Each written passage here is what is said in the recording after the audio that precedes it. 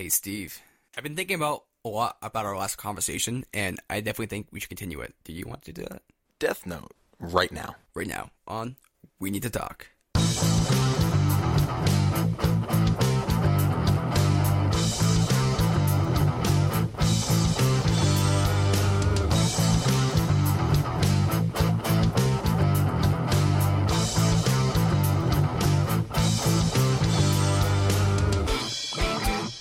Welcome back. So glad you could join us. I am joined yet again by Pepin. How are you, Pepin? Doing pretty good. Fantastic to hear. And today we have a special guest. His name is Nick. How are you, Nick? I'm great. He happens to be related to me somehow. I deny that. So we're going to talk about Death Note. Great show. We talked about it once. I'm not done talking about it. I don't think I am either. Never. All right, so we'll continue the conversation. Is there anything burning that anyone wants to start us off with? Well, no. Now, I know that, Nathan, you had a particular character that you wanted to speak on. Yes, and that character would be the infamous or famous, I don't know, Matsuda. Okay, is there anything specific that you want to go over? Who do you remember him as? So, I remember him as the kind of wanting to be good, not quite sure what he's doing kind of guy. I don't know, he's kind of silly, but he's also kind of serious, but he kind of questions himself a little bit. He's not quite sure what his role is.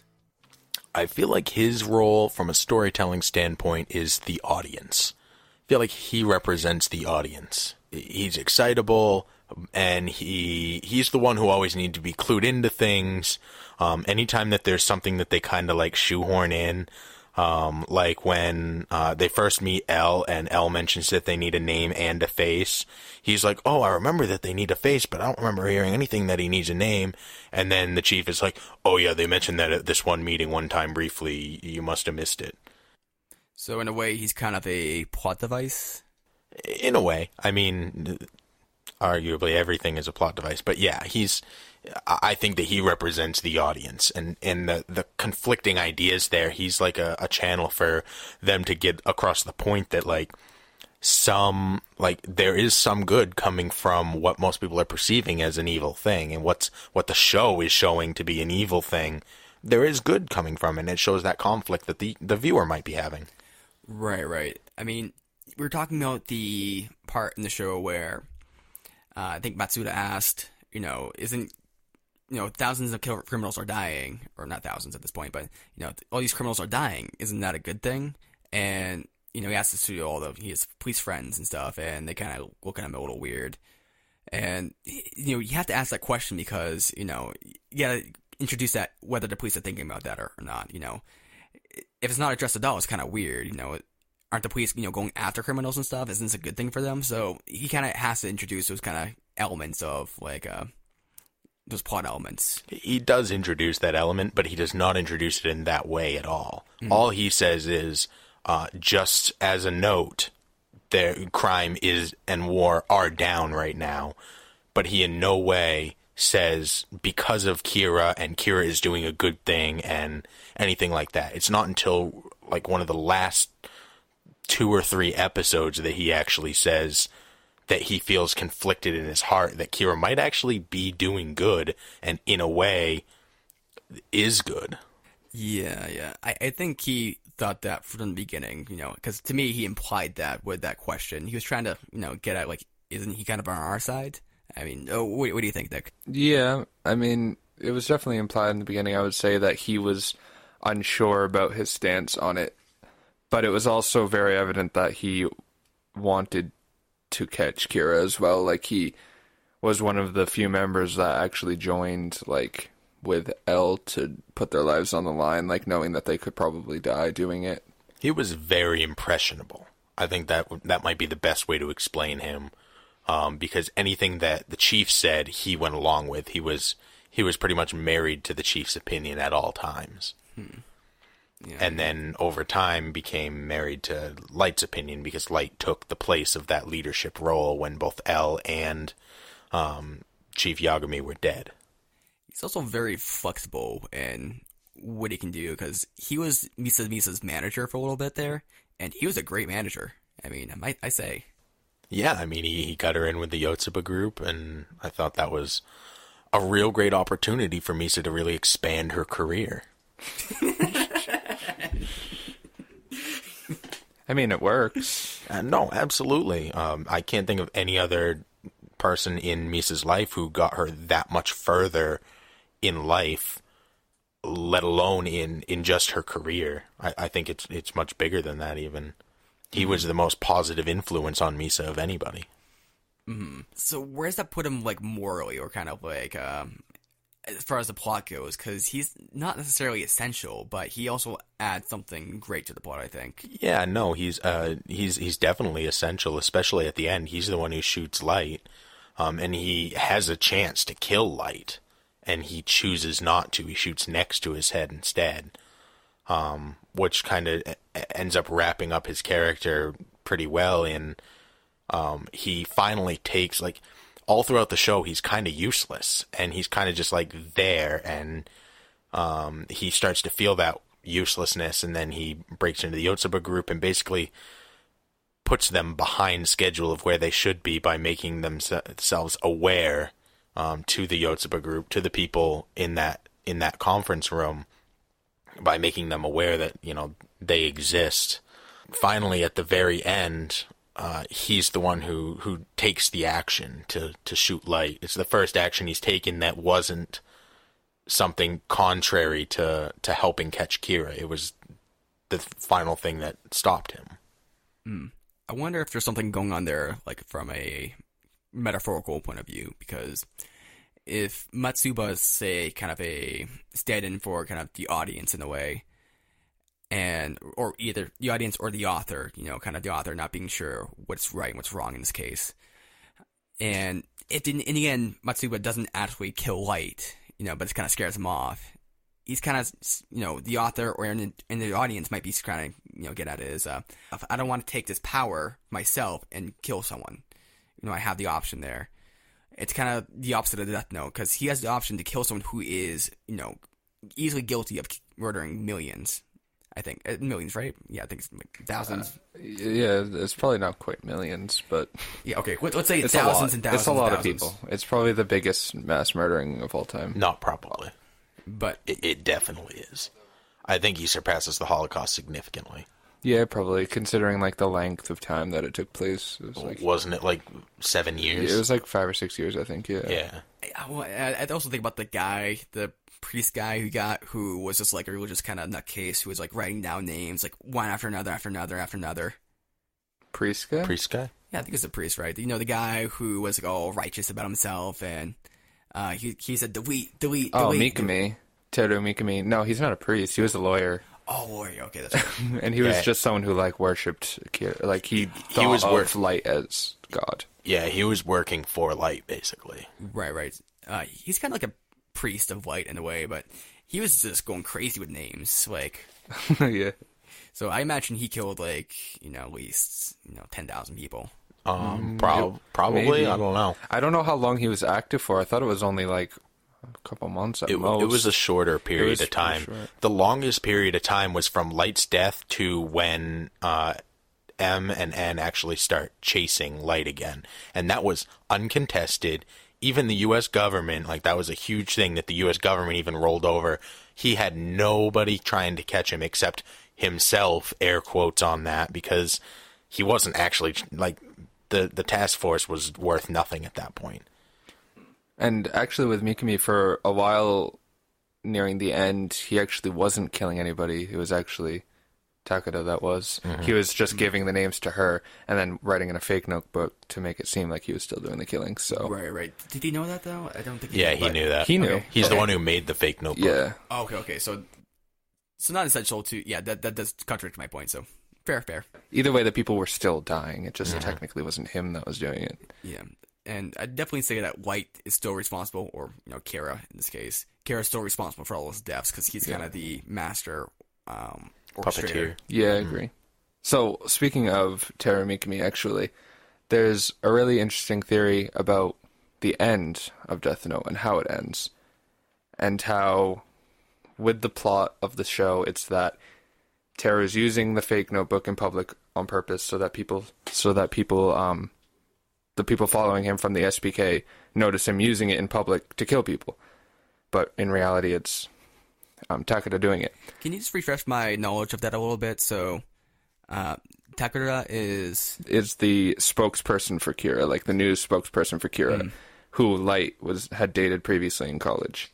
right. So that's the girl. Yeah. Yeah, the girl, and that was the same girl that was on the bus, right? I think I'm Yes. pretty sure with Ray Penber and that whole fiasco. And sorry, as you're saying. So he's not using a real notebook; it's fake, etc.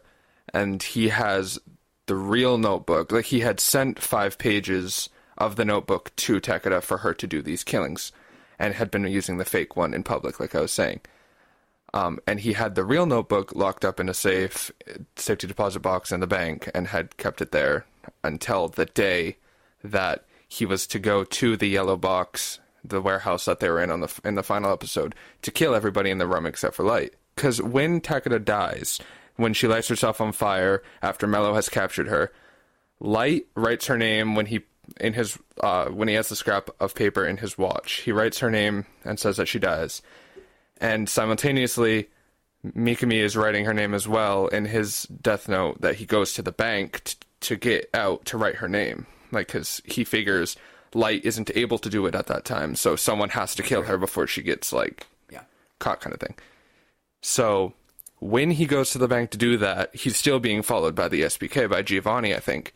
And Giovanni notices that this is the second time he's gone to the bank in 2 days, and that's completely out of the picture for him because he is extremely based on habitual movements. Like he only goes to the bank every single month, once a month on whatever date, or whatever. Methodical, yeah. And that was part of how they used to catch him, right? Exactly.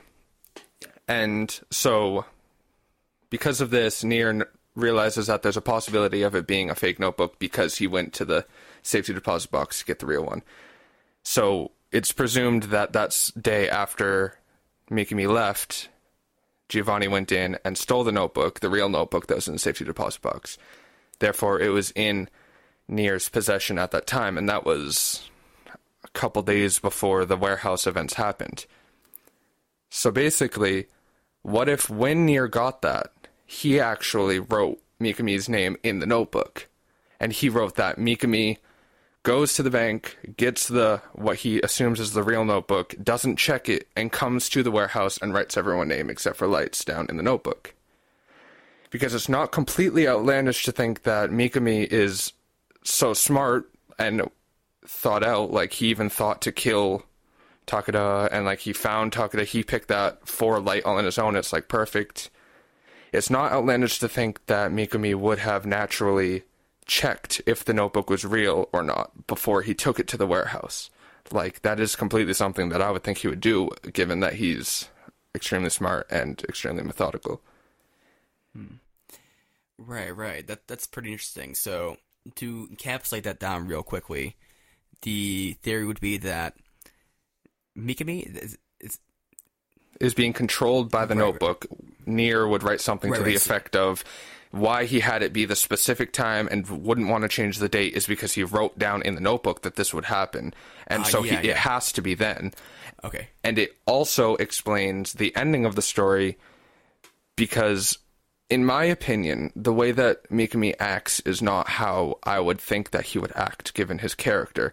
He doesn't take any action. In my mind, I would think he sees Light as an ultimate god. He would do anything for him. I would think that he would be trying anything he could to save Light. He would be physically attacking the other people or anything he could possibly do. But instead, he just stands there. That's it. He doesn't do a single thing. Yes, he's in handcuffs, but I still don't believe that that's all he would do. Yeah, that's an interesting theory. He plays on all the rules of the book, and also there's the bus episode that's mentioned previously, where something kind of similar happens, where Light plans out the murder of the bus jacker. The bus jacker. He plans out the murder in a kind of meticulous way like that. And it actually would be very kind of, it'd make a lot of sense, because when I was watching that, the way I saw it at first was, is Nier's very, very confident in his own ability. But not only that, but he also saw it as him putting it on the line. It's like, okay, this is my theory. I know how to get this. This is all my chips on the table. But he also seemed a little too calm for that. Almost like a little like he was way too confident in himself. I didn't quite believe him when he said, this is kind of it. Let's see what happens. Yeah, I agree. And he was just completely confident that no one was going to die, even after Light told him his whole thing about how he'd switched the pages of the notebook and knew he had tampered with it and blah, blah, blah. And Nier was still like, it doesn't matter, like, it's going to happen. And I honestly think that's because he had written Mikumi's name, and everything that happened he had already planned and couldn't have gone any other way. And it also explains why Mikumi then commits suicide, because he could have just written Mikumi commits suicide after he writes the names. Right. That's pretty interesting, because it would explain a lot. Well, not explain a lot, but it kind of gives a great justification for the ending of that, with Nier being so confident.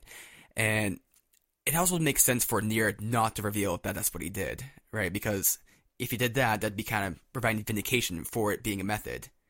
And it's kind of weird if that's like kind of the ending. You have to use the Death Note to kill the Death Note in a way. It's kind of weird like that, but that could actually be part of the solution to it, or it might be why it has to be hidden as well. Because if people know that, it's like, oh, so this actually is a good tool for good, right? Yeah, I think people would not agree with what he did just because he was very much like L in the fact that he didn't care if other people died. He just wanted to prove who it was. And this was the only way to 100% prove who Kira is by having Kira's follower write down everybody's name in the warehouse except for who Kira is. And then you have physical evidence. And that's all he ever wanted. So he didn't care that somebody was going to die or that he was using this tool to do it. He just wanted to prove it, and that's it. Yeah, and just to back up what you said about L being willing to do that himself, on I think it's the second episode where he kind of has that guy step up on the stage and says, I am L, Kira, you are evil. Lind L. Taylor. Yeah, Lind L. Taylor. L is completely willing to kill him because that guy is already kind of dead. He's sentenced to be executed that day. So it's kind of like a either or thing. If it's me, it's gonna be someone else. But similarly, if he's that confident, if Nier is that confident in Light being the murderer, and also this other guy being convicted of mass murder and probably being executed as well, would it really make a difference to him? I don't. Okay, so great theory. Definitely could have been. It's like you ever see the movie Clue? How it has multiple endings. That could definitely be one of the endings and how it happened. I have a completely different theory which I want to go into, but to your point, L is going to use the notebook. He's going to have a convict who's on death row write in the notebook, and then if the convict doesn't die in 27 days or 13 in 13 days, he's just going to be able to go free. So L's going to use the notebook to prove to end the notebook. And in your theory, that's just N taking that same approach. And basically N is supposed to be L carried on. Yeah. He even says that specifically, he says that's not how we do it, is exactly the wording he says, and he's talking about himself and L as a whole, basically. It's not how they do it. They don't just decide this is who it is and that's how it is. Like, he needs physical proof of who did it, and this was the perfect way to do it without possibly failing. Himself, L, and Kira. That's how they all play the game, because this is a chess match. Yeah. Long to short. Well, to tease out a small detail here, Mello and N are kind of like, they're the successor to L, obviously. Mm-hmm. And they're very similar to L, but they're also kind of different in their own ways. Mm-hmm. N is a lot more lighthearted, not lighthearted, but he's very, I don't know, he's described as autistic, but that doesn't quite get across. He's not really willing to like get his hands dirty so much. He likes order. He likes, kind of nice, tidy stuff. Whereas Mello is very kind of thuggish. There's some scenes where he's like in kind of like hang out with gangs and all this kind of stuff, and he rides a motorcycle.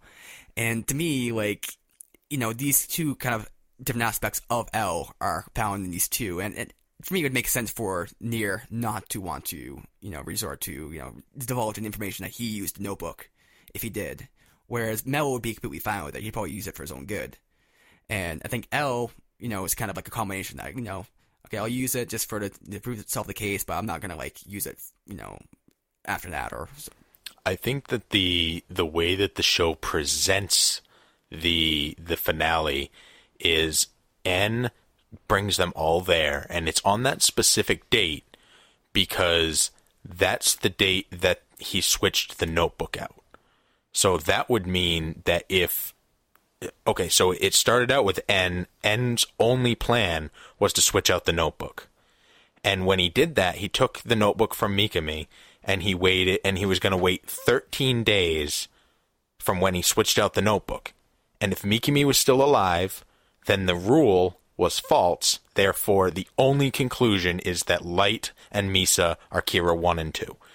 That's following L's frame of mind to begin with. Because the whole reason L died was because he was going to prove that the rule was fake.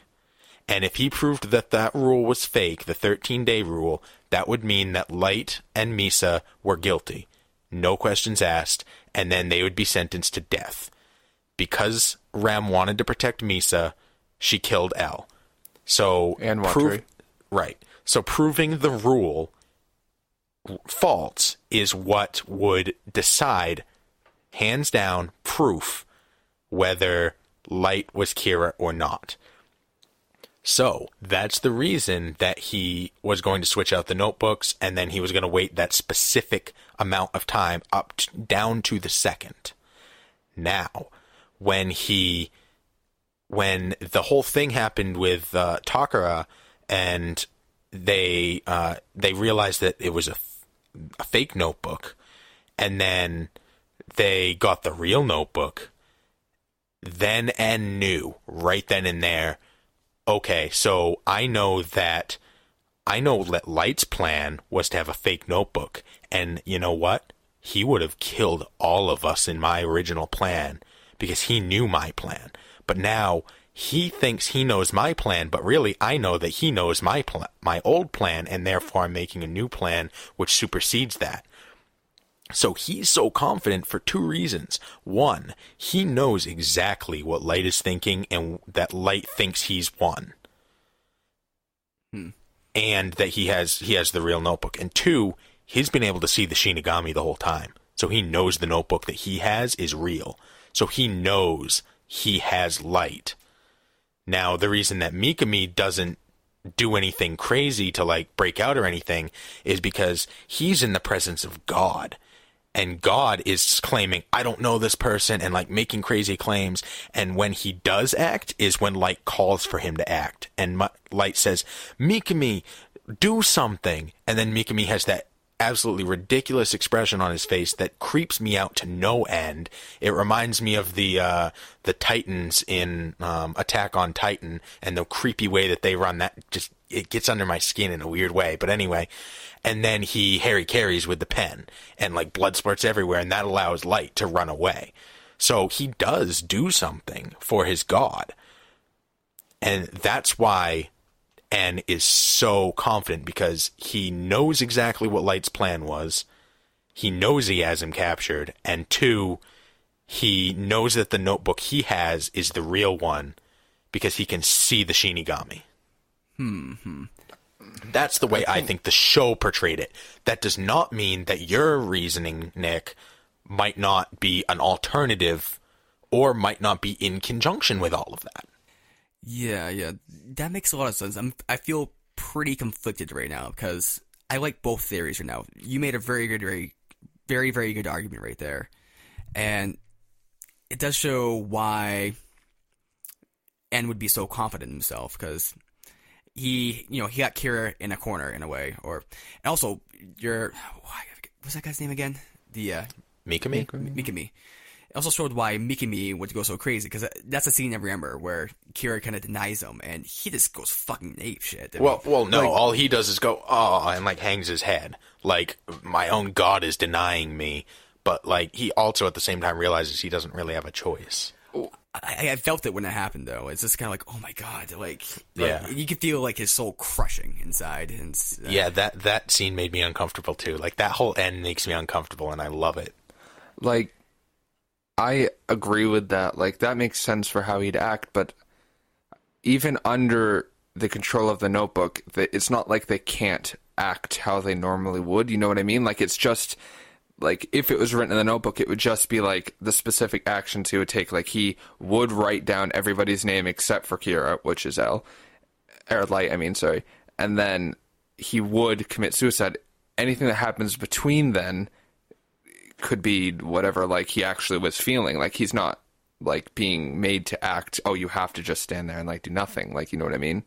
Like, it makes sense still that he acts how he does, but I just don't think that the Harry Carey thing, like, I don't think that's exactly what it was. I don't think it was just for a distraction, because there's nowhere for Light to run anyways. Like, there was only one entrance, and they were all watching the entrance. His god was asking him to do something, and there was nothing else he could do. I don't know. That was the only Why thing wouldn't he he could just do. stab someone else then? Because he was handcuffed. He couldn't make any motions. All he could do was a motion towards himself, and that was it. Yeah. I don't know. I just think it's extremely, extremely convenient that he dies there. I think that's the key point that is missed, is that Mikami dies. It's like, it's not like, oh, he's injured or anything. That is, he is dead. They say it specifically. They say he's dead.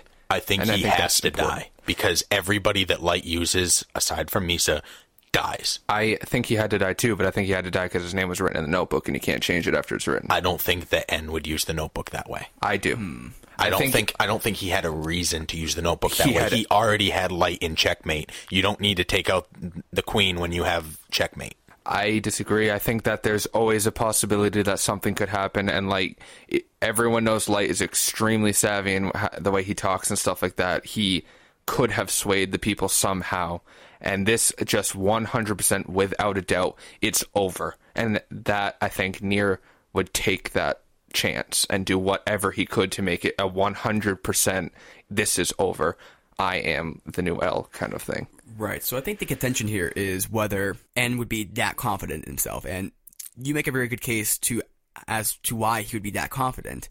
But as we were discussing earlier, well, at least me and Nick were agreeing on this point, I don't think that Nier wouldn't go the full mile if he could. You know, if he did have the idea, I think he would act on it. You know, even being that confident, because a lot of the kind of cat and mouse games are being played is, you know, L having a great plan, and then Light being, you know, figuring out and being one step ahead of them, and both being one step ahead of each other, and that's the issue with it. So this is the point where Nier is one step ahead of Kira, and it's so far ahead that not even the audience is aware of it. You know, it's not even spelled out, and I think that might make sense, because that's been the whole issue with the cat and mouse game, you know, for the whole show.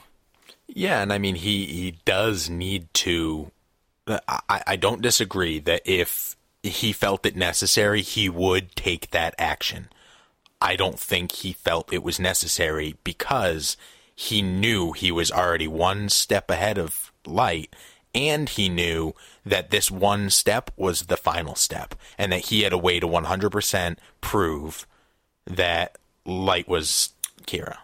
I still disagree. I still think that there's variables that he couldn't have accounted for, especially with Light being how he is and extremely manipulative and has so many people believing him. I don't think that Nier would have underestimated him, and I think Nier would have definitely taken that step to make it a 100% guarantee, because before it wasn't. You can say it was, because like all the things he knew, and he knew Light's plan and stuff, but it's still not 100%. Light almost talked his way out of it for a minute at the end, but it was way too late, obviously. He never talked his way out of it. Not even close. He tried. I don't deny that he tried, but I don't think he was even a little bit close. He was. He was. Oh no, so he was definitely done. he was done. Definitely, he was caught. Like, he couldn't have talked his way out of it. I agree, but I mean, It's he one tried. of my favorite parts of the show, like, because so much of the show is him trying to get away with it and always having him way out, and you can just see his brain going and trying to figure out something to say, something to, you know, get his way out of this, and he couldn't come up with anything, and he just started like losing it. He's like, his laugh was this kind of like unsettling, and then him running was this. It was this, I don't know, beautiful in its own kind of way. Actually, a little bit of symbolism at the very end of the episode, where he fell on the stairs. That's where he died, and he was on, in the middle of the staircase, And, that's obviously a symbol for, like, being between heaven and hell, because the Shinigami says you can't go to heaven or hell. And, of course, apparently that doesn't actually exist. Heaven and hell doesn't exist within this universe. But it's still kind of interesting symbolism, because it's not necessarily he's saying he was, I'm not sure if this was the author was intending, but in a way, kind of using the Death Note doesn't make you, like, a devil or a god. It's kind of like a neutral kind of thing, in a way. I just brought that out of nowhere.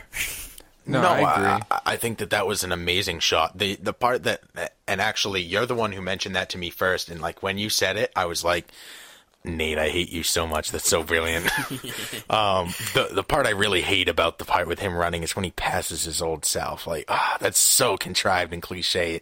It just hurt me, and it made me lose so much respect for that final scene. Wait. He passes himself? What? Yeah, it flashes back to the first episode when he first gets the notebook, before he gets it, on his first walk home, when he's having that monologue at the same time as Ryuk saying this whole world is rotten and all of that.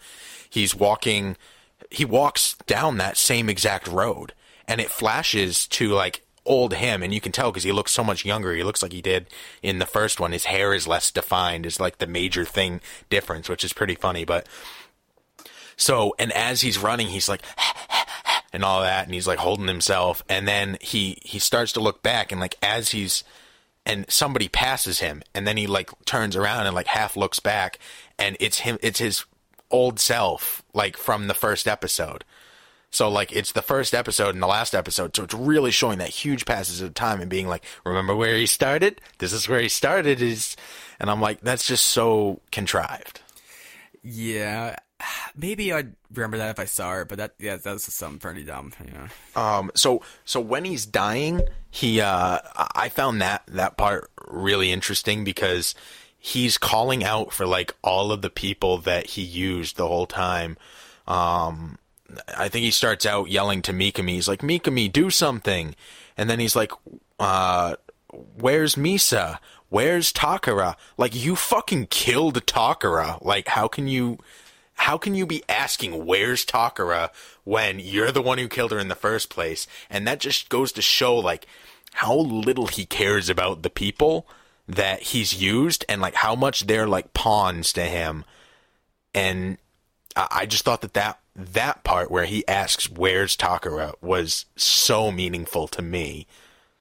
I think this is a loose connection here, but it's also kind of like master-slave morality, or like Nietzsche. Because, towards the end especially, Light became very, very dependent upon his pawns, on the people who, helped him out. And so much so that he was calling out their names because he was so dependent on them to help him out of these situations, help him, do all this kind of stuff. In the beginning, he was kind of out on his own, right? But then towards the end, he starts becoming very, very dependent. And when he was with L, he was very dependent upon L's investigation team to help him kind of prevent being caught himself. He's very dependent upon all of them there, in a weird kind of ironic kind of way. No, absolutely. And one of the things he says when he's trying to talk his way out of it is, I've been framed. And the other time that he says that is when he's voluntarily under L's captivity in the cell. When he first gets rid of the notebook, one of the things he says is, I must be framed. This is somebody who's uniquely familiar with my situation, and I think that I've been framed. So that was an interesting parallel as well. That's very interesting. I didn't quite realize that. Because that was him being honest. Because then he didn't know he was Kira, so he really thought he was being framed. So he's trying all of these tactics that in the past have either worked or been his honest, like, feeling, and, like, asking for his pawns to help him, or an excuse that at one point in time was actually the truth. And he's just kind of calling back to all of the things that have happened to him, and he's so gone at that point that there's nothing that's going to save him. And it just really adds to the desperate nature of the final scene. Yeah, there's actually a lot of details there to tease out with White and Kira being kind of two people, but also kind of one person. Because there's so much to go on there, especially with White is, just White and not doesn't have the memory of being Kira. And I definitely think we should continue this conversation because could be pretty interesting. Absolutely. All right, let's do that next time on We Need to Talk. We need to talk. You want to put us in your life note? Well, give us a rating on iTunes. Also, you can follow us on Twitter, WT1, or we're on Facebook, We Need to Talk Show. Also, hey, if you're able to have us, we're on Patreon, and, we can sign up to be a member there and give us money. That'd be great. But, it's all about the show and us and the fans and stuff, and until next time.